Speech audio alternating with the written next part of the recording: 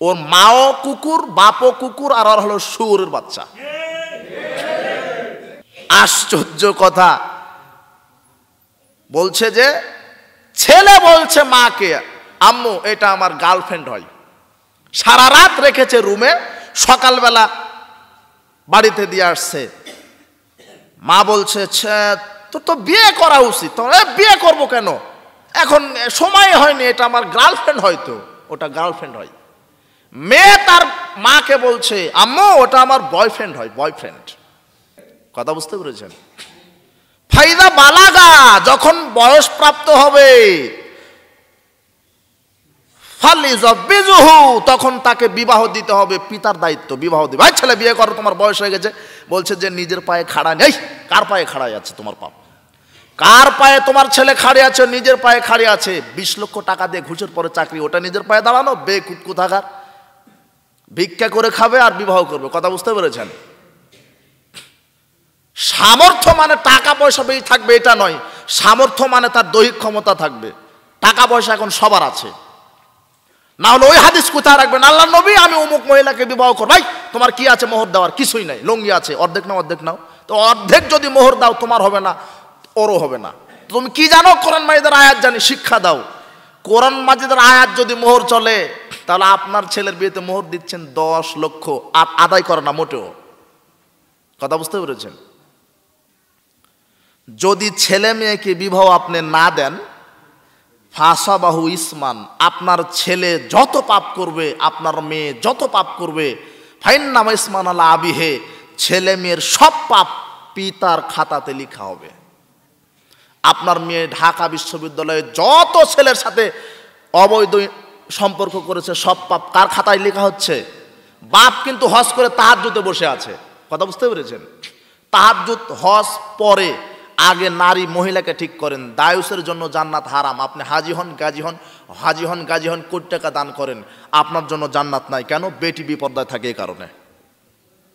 বেটিকে আগে পর্দায় আনেন, স্ত্রীকে আগে পর্দায় রাখেন, তারপরে জান্নাত। আপনি কি দেখাতে চাচ্ছেন ইসলামকে? তসবি দানায় জিকির করলেই জান্নাত হবে? কাবা ঘর থেকে ঘুরে আসলেই জান্নাত হবে? নিজে বাঁচো, মেয়ে বেটি ছেলে মেয়ে আহাল পরিবারকে বাঁচাও, তারপরে জান্নাত। কথা বুঝতে পেরেছেন? আপনার মেয়ে বেপর্দায় ঘুরছে, বেটি বেপর্দায় ঘুরছে, স্ত্রী বেপর্দায় ঘুরছে, অসম্ভব ব্যাপার। জান্নাত একেবারেই সহজ নয়। জান্নাত পেতে হলে কষ্ট করা লাগে। জান্নাত কষ্টের জিনিস, কষ্ট করে জান্নাত কামাই করবেন। আল্লাহ আপনাকে সেই বুঝদান করুন, আল্লাহুম্মা আমিন। তবে আপনার মেয়েরও নেকি হচ্ছে, কথা ঠিক। কথা হচ্ছে কেন?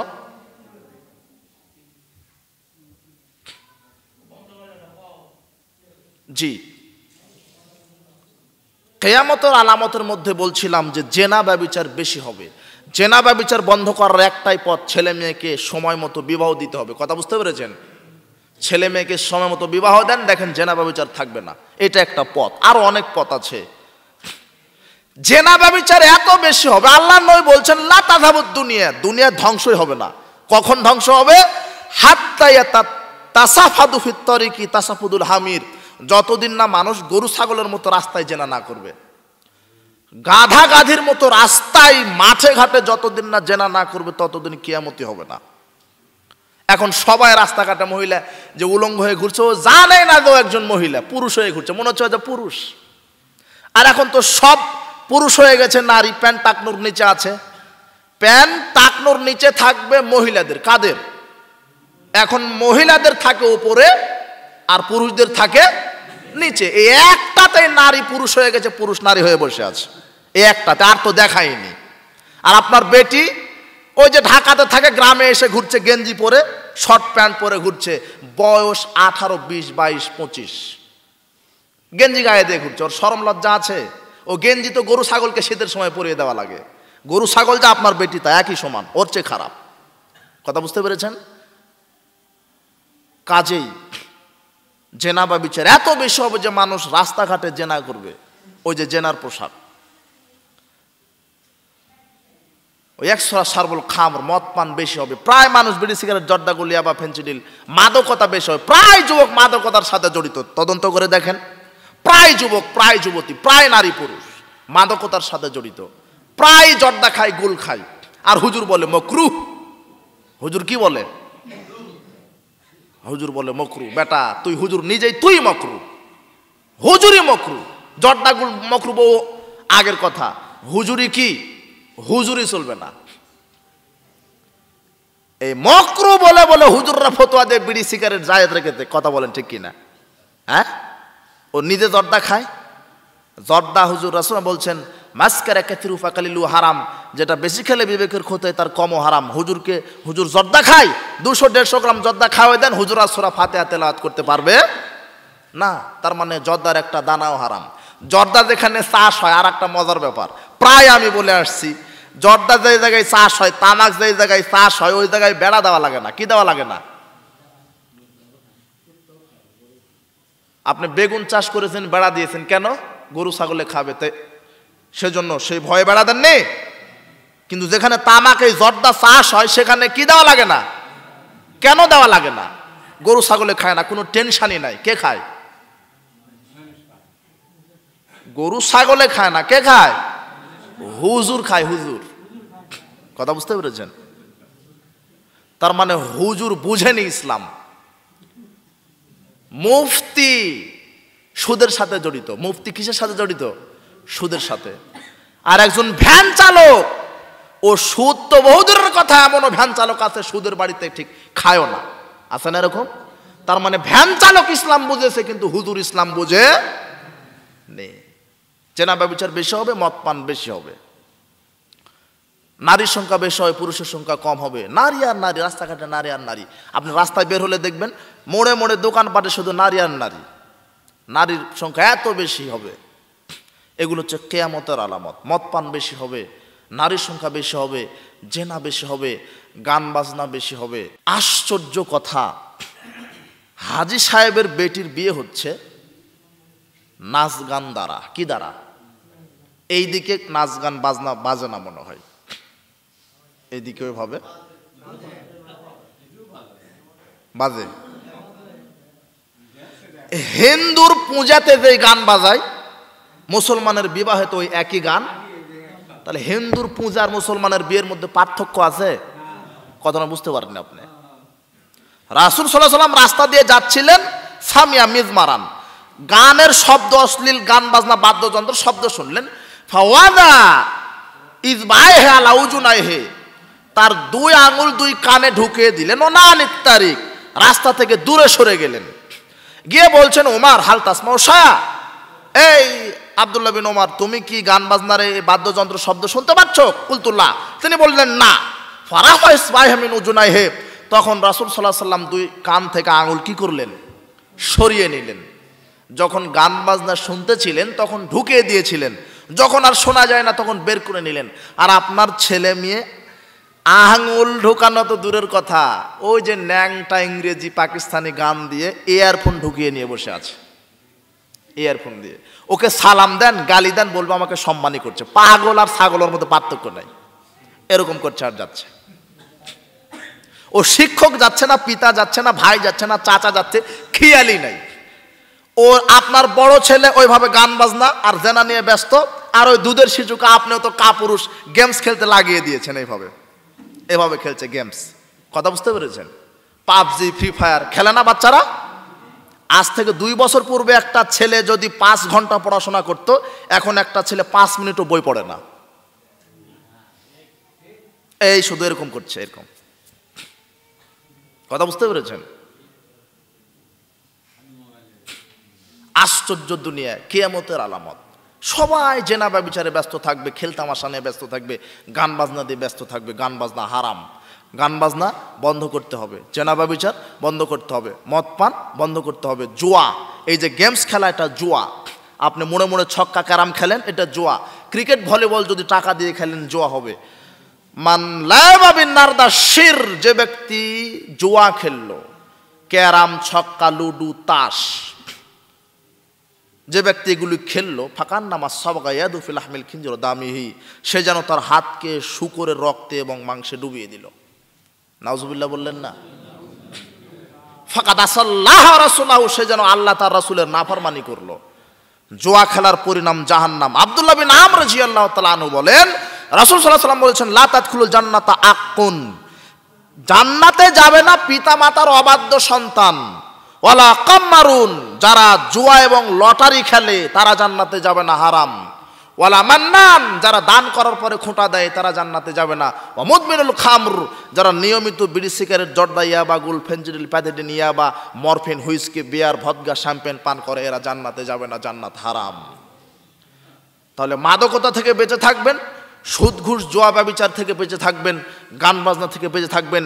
এটা হলো ইহুদি খ্রিস্টানের সংস্কৃতি। তুমি মুসলিমের বাচ্চা, তুমি কেন তাদের সাথে জড়িত হলে?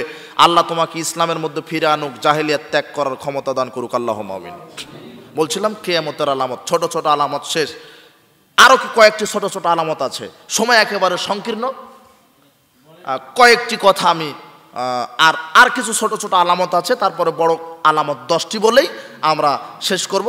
মহিলাদের ব্যাপারে আলোচনার মধ্যে হয়ে গেছে আছে, তারপরে কিছু সাময়িক 5 মিনিট আলোচনা করব, ধৈর্য সহকারে বসে থাকবেন।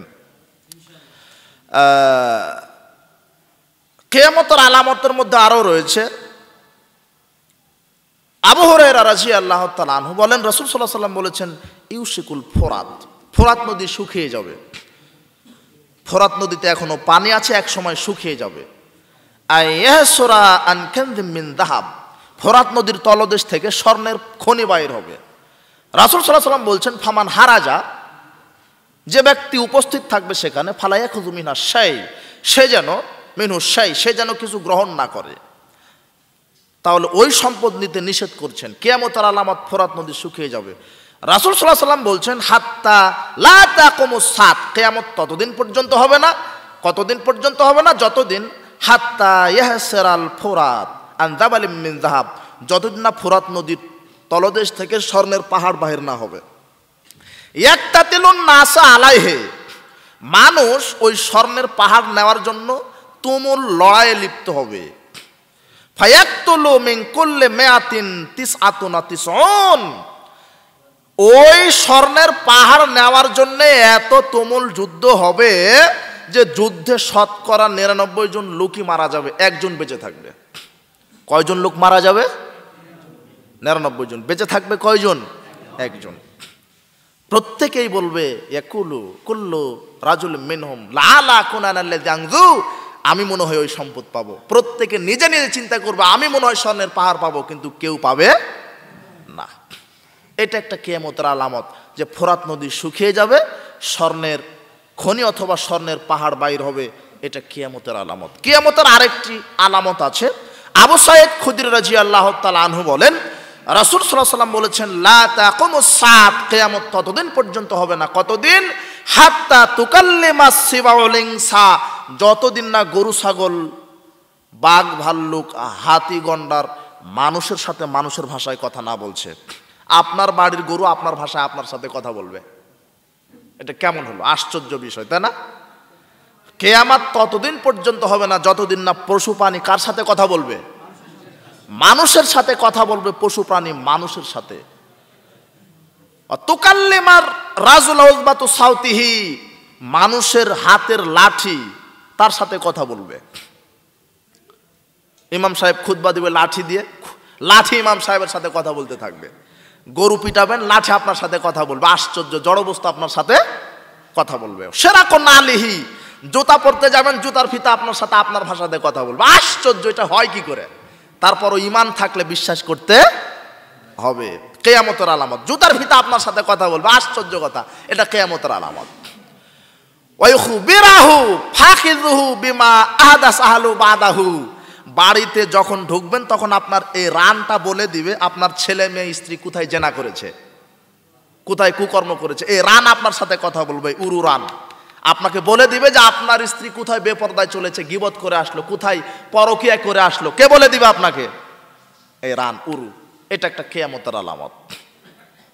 আবু হুরায়রা রাদিয়াল্লাহু তাআলা আনহু বলেন, রাসূল সাল্লাল্লাহু আলাইহি ওয়াসাল্লাম বলেছেন, লা তাকুমুস সাত, কিয়ামত ততদিন পর্যন্ত কায়েম হবে না।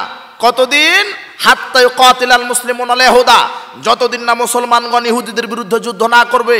ফায়াকতুলহুমুল ইয়াহুদা, ইহুদিদেরকে মুসলমান হত্যা করবে। হাত্তা ইয়াখতাবিয়াল ইহুদিয়্যু মিন ওয়ারাল হাজার ওয়াস সাজারে, এমন কি অবশেষে ইহুদিগণ পালিয়ে যাবে পালিয়ে পাথরের আড়ালে গাছের আড়ালে আত্মগোপন করবে। ওয়াকুলুল হাজার ওয়াস সাজারু, পাথর আর গাছ তখন বলবে ইয়া মুসলিমুন, হে মুসলমানগণ, ইয়া আব্দুল্লাহ, হে আল্লাহর বান্দারা শোনো, হাযা লিউদিউ খালফি ফাক্তাল ফাতাল ফাকতুলুহু, এই মুসলমানগণ, এই যে আমার পিছনে ইহুদি লুকিয়ে আছে, একে ধরো, একে হত্যা করো। কে কথা বলবে? গাছ। পাথর বলে দিবে আপনাকে, যে পাথর বলবে এই মুসলমানগণ, আমার পিছনে কে লুকিয়ে আছে? ইহুদিরা। গাছ বলে দিবে আমার পিছনে ইহুদিরা লুকিয়ে আছে, আসো, ধরো, হত্যা করো। তাহলে জড় বস্তু কথা বললো আপনার সাথে, এটা কিয়ামতের আলামত। আওফ বিন মালিক রাদিয়াল্লাহু তাআলা আনহু বলেন, রাসূল সাল্লাল্লাহু আলাইহি ওয়াসাল্লাম বলেছেন, আওফ বিন মালিক রাদিয়াল্লাহু তাআলা আনহু বলেন, আতাইতুন নবী সাল্লাল্লাহু আলাইহি ওয়াসাল্লাম ফি গাযওয়াতি তাবুক, আমি তাবুকের যুদ্ধে রাসূলের খেদমতে উপস্থিত হলাম। তিনি বললেন, আওফ, আদিদ সিত্তাম বাইনা ইয়াদাই সাত, কিয়ামতের লক্ষণ তুমি 6টা হাতে গুনে রাখো। এক, মাউতি, আমার মরণ। তার মুহাম্মদ সাল্লাল্লাহু আলাইহি ওয়াসাল্লামের জন্ম এবং মৃত্যু উভয়টাই কিয়ামতের আলামত, উভয়টাই কিয়ামতের আলামত। 6টা আলামত গুনে রাখো আওফ। তার এক হচ্ছে আমার মৃত্যু, সুম্মা ফাতু বাইতুল মাকদাস, বাইতুল মুকাদ্দাস বিজয়, ইহুদিদের কাছে চলে যাবে, ইহুদিরা দখল করে থাকবে, আবার ইহুদিদের বিরুদ্ধে মুসলমান জিহাদ করে বাইতুল মুকাদ্দাস বিজয় করবে। বাইতুল মুকাদ্দাস বিজয় হবে, তখন কিয়ামতের আলামত, সেটাই কিয়ামতের আলামত। সুম্মা মুতানুন, ব্যাপক মহামারী। কিসের? Corona virus. করোনা ভাইরাসের চেয়ে কত লক্ষ কোটি গুণ পাওয়ারফুল একটা ভাইরাস পৃথিবীতে আসতে পারে। খুযুফিকুম কাকওয়াসিল গানাম, ছাগলের মোড়কের মতো মানুষ মরে যাবে। এখন তো কয়জন মরেছে করোনা ভাইরাসে? আর রাসূল সাল্লাল্লাহু আলাইহি ওয়াসাল্লাম এই হাদিসে বললেন, এমন কিয়ামতের পূর্বে একটা ভাইরাস মহামারী আল্লাহ দিবেন যে শতকরা 40, 50, 60 জন লোক মারা যাবে। কথা মনে বুঝতে পারেননি? ব্যাপক হারে লোক মারা যাবে। কিসের? Corona virus. তাহলে এটা কিয়ামতের আলামত। সুম্মা ইস্তিফাদাতুল মাল, 4 নম্বর হচ্ছে মানুষের ধন সম্পদ বেশি হবে, যেটা আগে বলা হয়েছে। 5 নম্বর কি? সুম্মা ফিতনাতুন, এরপরে ফিতনা। লা ইয়াবকা বাইতুম মিনাল আরাবিল্লা দাখালতুহু, আরবের সব বাড়িতে এই ফিতনা প্রকাশ পাবে। যেমন সারা পৃথিবীতে ফিতনার আলোচনা হলো না, ফিতনা কাকে বলে, ওরকম ফিতনা সারা পৃথিবীতে ছড়িয়ে পড়বে। আরব উপদ্বীপের সব বাড়ি ঘরে ফিতনা ফাসাদে ভরে যাবে। এটা হচ্ছে কিয়ামতের আরেকটা আলামত। 6, সুম্মা হুদুনাতুন, তা কোনো বাইনাকুম ও বাইনা বানিন আসফার, রোমকদের সাথে মুসলমানের একটা সন্ধি চুক্তি হবে। কাদের সাথে? রোমে যারা বাস করছে এখন, ইটালির রাজধানী কি? রোম। এদের সাথে মুসলমানের একটা সন্ধি হবে। ইয়াখদিরুনা, তারা সন্ধি ভঙ্গ করবে। ফায়াতুনাকুম তাহতা সামানিনা গয়া, তারা সন্ধি ভঙ্গ করে মুসলমানের বিরুদ্ধে 80টি পতাকা নিয়ে যুদ্ধ করতে আসবে। তাহতা কুল্লু গয়াতিন ইসনা আশার আলফান, প্রত্যেকটি পতাকার পিছনে থাকবে 80,000 সৈন্য। কত হাজার? 12,000 সৈন্য। কত হাজার? 12,000। পতাকা থাকবে 80টি, প্রত্যেকটি পতাকার পিছনে থাকবে 12,000 সৈন্য। তার মানে 8 বারাং কত হয়? 96। 9,60,000 রোমান সৈন্য মুসলমানের বিরুদ্ধে যুদ্ধ করতে আসবে। আবু হুরায়রা রাদিয়াল্লাহু তাআলা আনহু বলছেন, রাসূল সাল্লাল্লাহু আলাইহি ওয়াসাল্লাম বলছেন, কিয়ামত ততদিন পর্যন্ত হবে না যতদিন না রোমকগণ মুসলমানের বিরুদ্ধে যুদ্ধ করবে। অর্থাৎ ওই যে 9,60,000 সৈন্য কাদের বিরুদ্ধে যুদ্ধ করবে? মুসলমানদের। এই যুদ্ধে মুসলমান 3 দলে বিভক্ত হবে। এক দল ভয়ে পালিয়ে যাবে, আর এক দল শহীদ হবে। যারা পালিয়ে যাবে তাদেরকে কিয়ামত পর্যন্ত আল্লাহ ক্ষমা করবেন না। যারা শহীদ হবে তাদেরকে আল্লাহ বিনা হিসেবে জান্নাত দিবেন। আর যারা জীবিত থাকবেন তারা ওই 9,60,000 রোমকদের উপরে বিজয় লাভ করবেন। আর তারাই কনস্টান্টিনোপল জয় করবেন। কনস্টান্টিনোপল জয় করার সাথে সাথে ইবলিস শয়তান বলবে, দাজ্জাল ঢুকে পড়েছে, দাজ্জাল। ঘটনা মিথ্যা হবে। এরপরে যখন কনস্টান্টিনোপল পার হওয়ার পরে সিরিয়ায় ঢুকবেন, তখন দাজ্জাল বাস্তবিকই চলে আসবে। সিরিয়া এবং ইরাকের মধ্যবর্তী কোনো রাস্তা দিয়ে দাজ্জাল বাইর হবেন।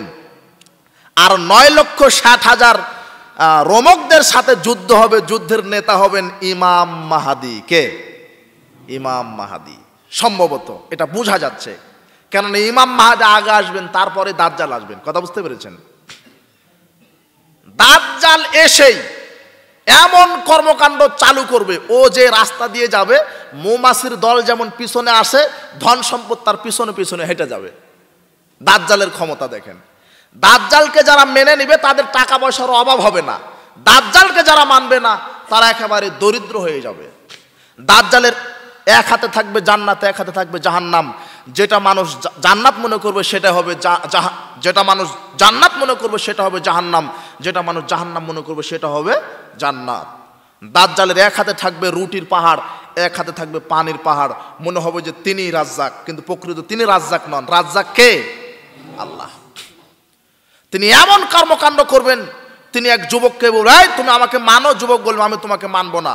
যুবককে তরবারের দ্বারা দ্বিখণ্ডিত করে দুই খণ্ড এত দূরে নিক্ষেপ করবেন, তীরের ফলা যত দূর যায় তত দূর চলে যাবে। আবার বলবে আসো, যুবক চলে আসবে, হও, আবার হয়ে যাবে। দাজ্জালকে আল্লাহ এত পাওয়ার দিবেন, যুবক আবার গঠিত হয়ে আবার যুবককে বলবে ঈমান আনো। তখন যুবক বলবে, আমি আরো বিশ্বাসী হলাম যে তুই দাজ্জাল, আমি ঈমান আনবো না। সুবহানাল্লাহ। তাহলে এরকম কর্মকাণ্ড যখন হবে, এরকম কর্মকাণ্ড হতে হতে ঈসা ইবনে মারইয়াম আকাশ থেকে অবতরণ করবেন দুইজন ফেরেশতার ডানার উপরে ভর দিয়ে, মসজিদে দেমাস্কের শ্বেত মিনারায় অবতরণ করবেন। সুবহানাল্লাহ বিহামদি। ওখানে অবতরণ করবেন, গায়ে থাকবে হলুদ রঙের পোশাক, মাথা নিচু করলে টপ টপ করে ঘাম ঝরবে, মাথা উঁচু করলে মুক্তার দানার মতো ঝরবে ঘাম। তার নিঃশ্বাস যাবে, চোখের জ্যোতি যত দূর যায় তত দূর। তিনি দাজ্জালকে খুঁজ করবেন, বাইতুল মুকাদ্দাসের লুদ্দু দরজার সামনে তাকে পাবেন, তরবারি তারা তাকে একেবারেই। দাজ্জাল ঈসাকে দেখার সাথে সাথে লবণের মতো গলতে থাকবে, পানি হয়ে যেতে থাকবে। ঈসা ইবনে মারইয়াম, ঈসা তাকে একেবারে তরবারি ঢুকিয়ে দিয়ে হত্যা করে মানুষকে দেখাবেন, এই দেখো দেখো আমি দাজ্জালকে মেরেছি। কথা বুঝতে পারছেন? এগুলি কিয়ামতের পূর্বে এগুলি ঘটবে। মাহাদি আসবে, তারপরে দাজ্জাল আসবে, তারপরে ঈসা আসবে। ঈসা আলাইহিস সালাম যখন দাজ্জালকে মেরে দিবেন, তখন আল্লাহ বলবেন, ঈসা তুমি তোমার যারা ইমানদার বাহিনী, যাদেরকে আল্লাহ দাজ্জালের ফিতনা থেকে বাঁচিয়ে রেখেছিলেন, তাদেরকে আল্লাহ বাহির করবেন, করে বলবেন, ঈসা তুমি এদেরকে নিয়ে তুর পাহাড়ে আশ্রয় নাও। কেননা আমি এমন কিছু জাতি আবিষ্কার করেছি, কিছু লোকদেরকে, তাদের সাথে মোকাবেলা করার ক্ষমতা পৃথিবী তার কারণ নাই। অর্থাৎ তখন আল্লাহ ইয়াজুজ মাজুজকে ছেড়ে দিবেন। তার মানে প্রথমে আসবে মাহাদি, হ্যাঁ, তারপরে দাজ্জাল, তারপরে ঈসা, সর্বশেষ আসবে কারা? ইয়াজুজ মাজুজ। এটা একটা সম্প্রদায়, এদেরও পৃথিবীতে ঘর বাড়ি আছে, এদের স্ত্রী ছেলে মেয়ে আছে। কোথায় আছে আল্লাহ ভালো জানেন। কথা বুঝতে পেরেছেন? ইয়াজুজ মাজুজ তারা এসে এত ক্ষমতাধর, তাবারিয়া নামক নদীর পানি একেবারে শুকিয়ে ফেলবে পানি খেতে খেতে। পরের দল এসে বলবেন, কে জানে এসেছিল এখন নাই।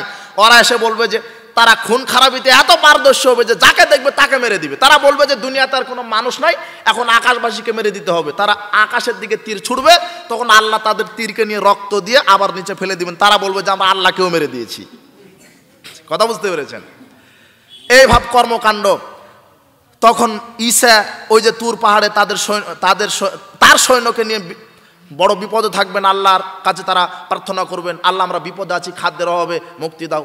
তখন আল্লাহ ইয়াজুজ মাজুজের গর্দানে বিষাক্ত কীটের আযাব দিবেন, যেই কীটের আযাবে ইয়াজুজ মাজুজ সম্প্রদায় করে মরে পড়ে থাকবে, তাদের গন্ধে তারা টিকতে পারবে না। ঈসা আলাইহিস সালাম এবং তার সেনাবাহিনীরা টিকতে পারবে না। তখন আল্লাহর কাছে আবার দোয়া করবেন, আল্লাহ এই বিপদ থেকে রক্ষা করো।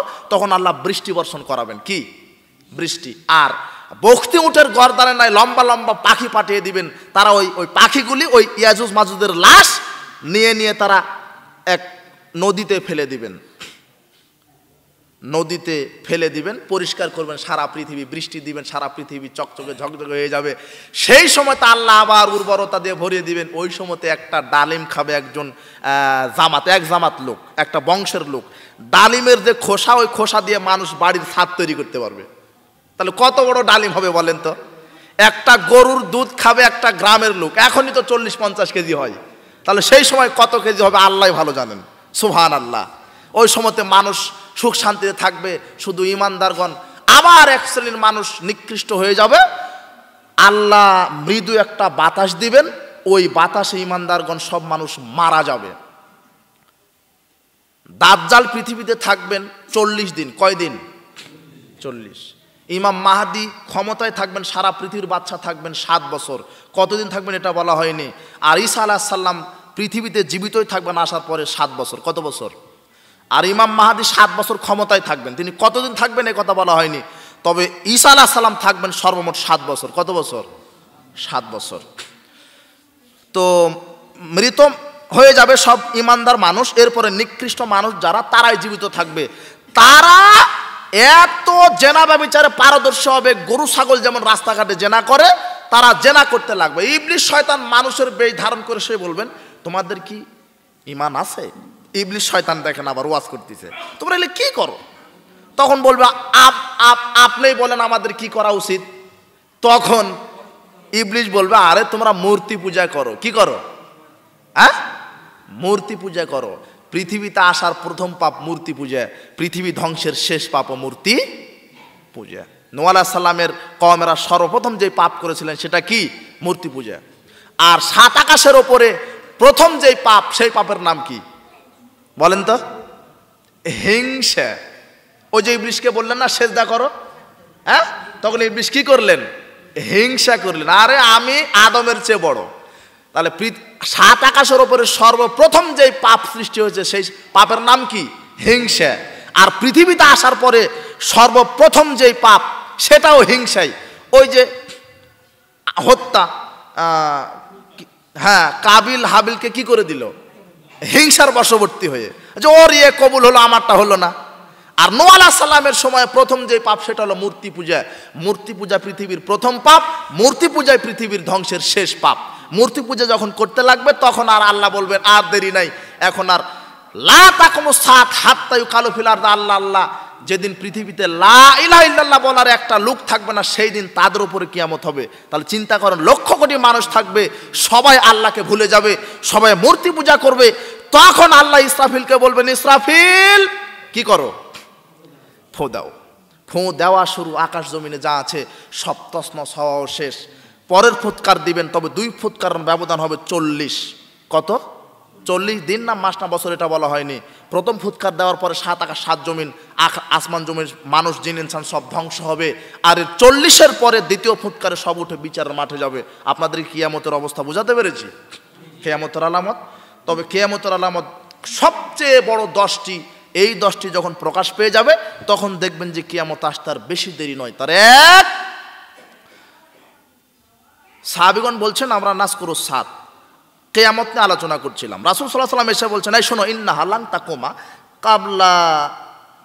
তাকুমা হাত্তা তারা কাবলাহা 10 আয়াতিন। 10টি নিদর্শন না দেখা পর্যন্ত পৃথিবী ধ্বংস হবে না, কিয়ামত হবে না। তার এক, ওয়াদাখান, ধোঁয়া। পূর্ব পশ্চিমে 40 দিন অবধারিত হবে, একটি ধোঁয়া বাইর হবে। দাজ্জাল, দাজ্জাল বাইর হবে।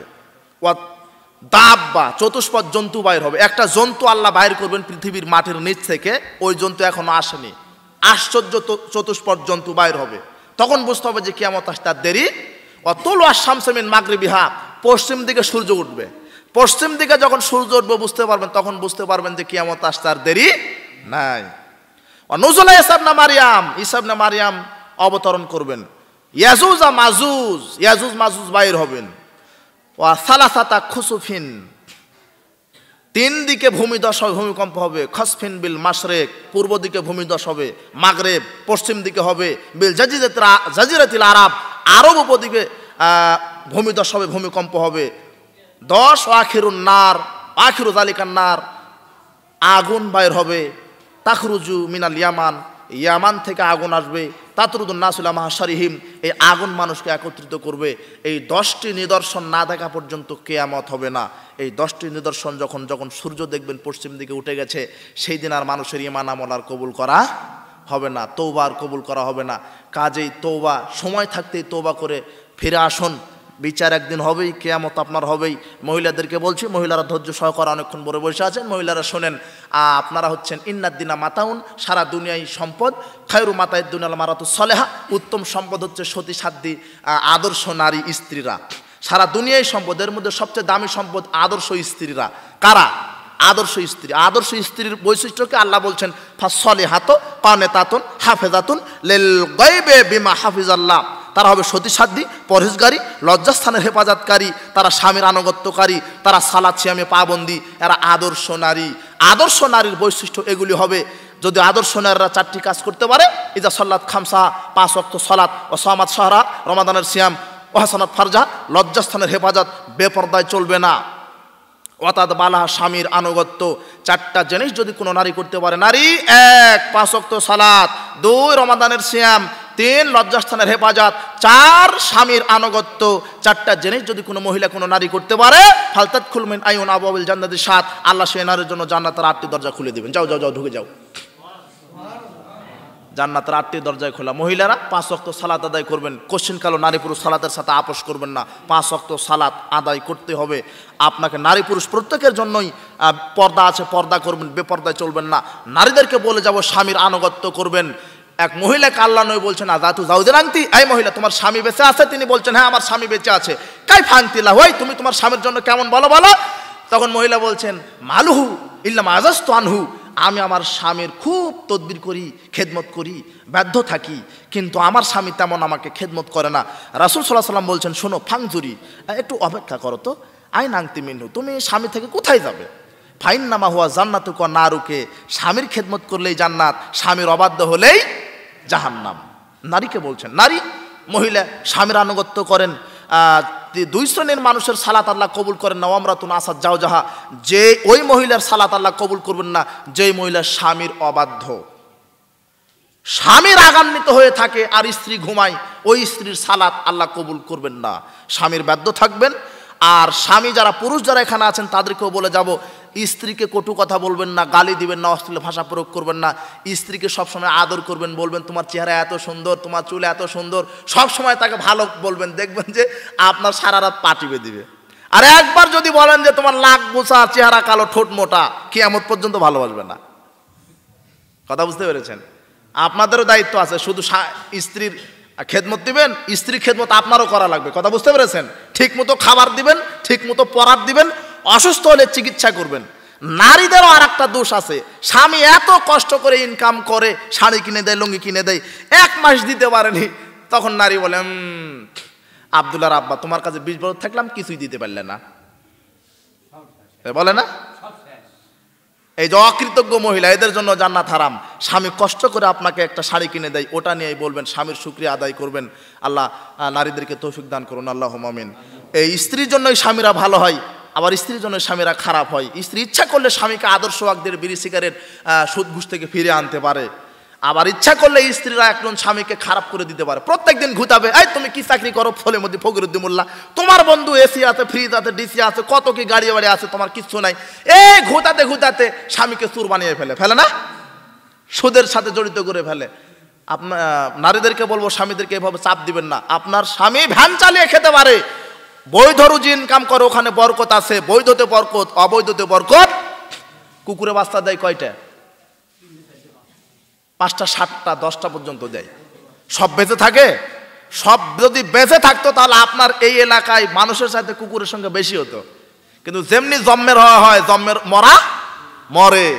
গরুয়ে বাচ্চা দেয় কয়টা? একটা। 10 বছর 20 বছর পর শোনা যায় যে একজন আর 2টা হয়েছে, কিন্তু গাভী বাচ্চা দেয় কয়টা?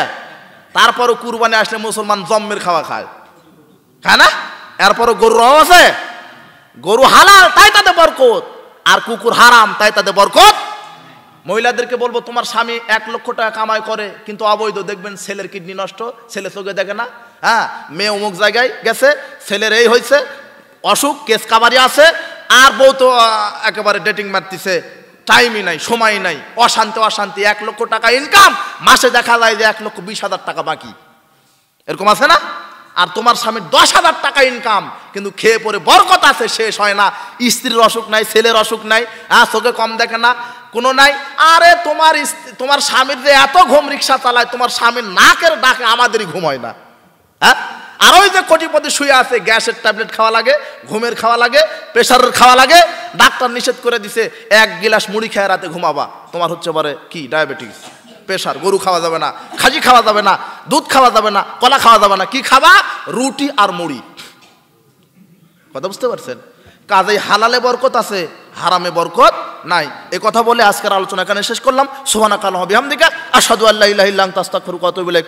আসসালামু আলাইকুম ওয়া রাহমাতুল্লাহি ওয়া বারাকাতুহু।